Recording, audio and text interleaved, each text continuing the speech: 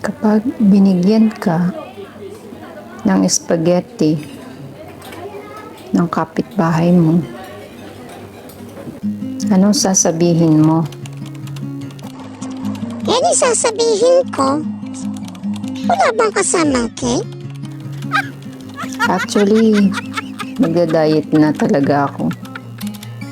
Hindi pa lang ako nagde-decide kung kailan mag-start. Ikaw ba naman? Paghandaan ng ganitong kasarap ng pagkain, lalo na paminsan-minsan lang kaya makatikim. Juicy at tasty pa ang pagkain kasama lagi sa handaan,